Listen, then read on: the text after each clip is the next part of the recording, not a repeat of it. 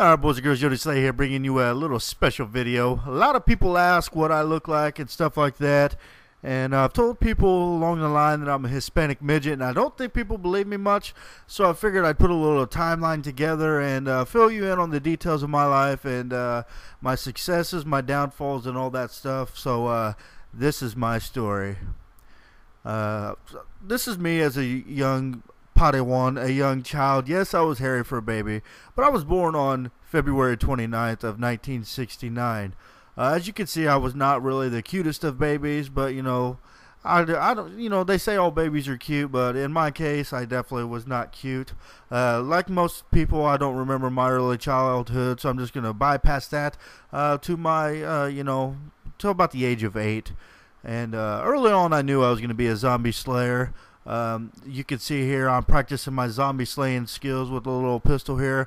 Like I said early on, I had it all planned out. I knew what I was going to become when I grew up, and I even used my knowledge to create the very first zombie clown, as you see in this picture here. I actually started a movie as a zombie clown, and I didn't really want to do it at first, but my mom forced me to dress up like a clown. She thought it'd be cute to see a little, a short little midget clown. But I was the very first zombie clown ever in movies, and with that came a lot of stardom. I was like a childhood, a child star, whatever you want to call it. So after a while, when all the interviews started coming, it really took me off guard. I did not like the success I had all of a sudden, the popularity. I just wanted to kind of do my own thing.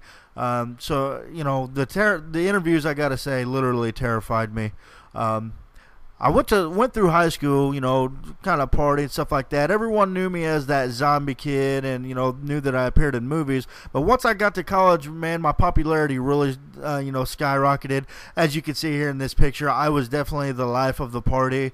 I don't know why, but they used to always want to throw me around, but it was all good. It was just, they were my buddies. What can I say? Going to all the colleges or parties in college, stuff like that, turned me to alcohol. As you can see with my buddy here, Al, he was a heavy drinker, and that ultimately led to a few years of quick weekend, a couple weekends in jail and stuff like that. And while in jail one weekend, I kind of evaluated myself, and I thought, well, when I get out of jail, I'm going to create me a Mexican band. So that's what I did here. You can see me in this picture here, second from the right. I created this band here with a couple of my buddies, and we had minor success playing in local bars and stuff like that, Indian reserves. But after a while, we kind of realized we needed to change up our thing, and we moved to the hip-hop era.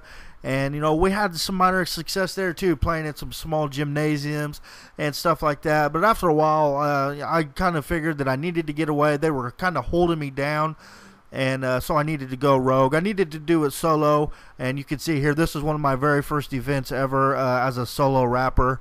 I actually had pretty decent success there. With the success brought a lot of money. I got heavy into drinking, and I was eating out all the time.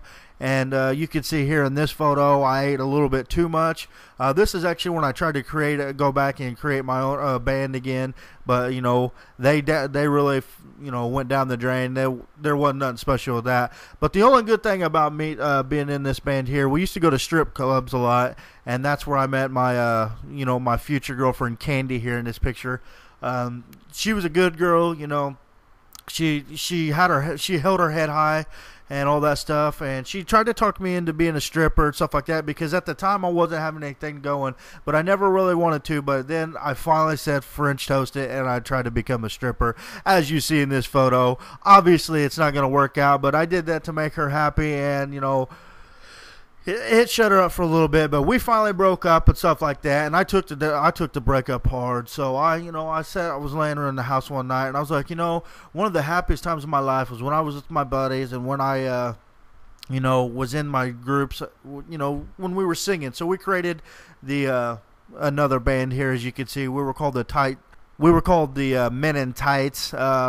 Men in Tights, Spandex Brothers, whatever you want to call it. We had major success here. You can see this is one of our venues. We had stage lights, we had fog machines, and everything. And quickly, there was another rival group here. They were called the Tidy Whities. You know, I think that guy right there is actually the neighbor that I seen hula hooping in Tidy Whities, but I'm not sure. Maybe he's following me. That never dawned on me till now. But they became quickly a rival, and we realized early on that we were going to have to take care of them. We just wanted to shut them up, you know, and create some #1 records, but we ended up getting into a little scuffle outside of Toys R Us one night, and we ended up killing all 4 of them. So we spent some time in prison.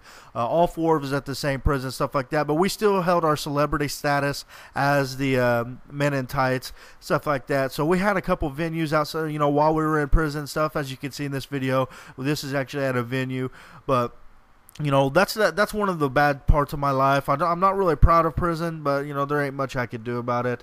While I was in prison, I actually met Felix here, and he was probably one of the strongest guys I ever known, mentally and physically.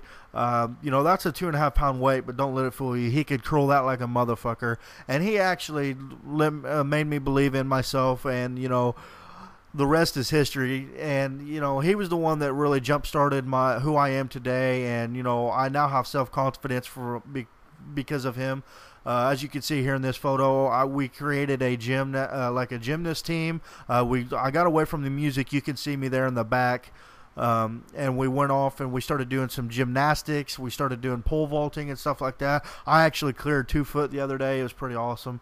But you know, that's what led me to the athletic thing, and I became a basketball player. You never thought a midget would play basketball, but you guys got to know there is an entire midget league. That's me in the yellow driving the shiznizzle out of this dude right here.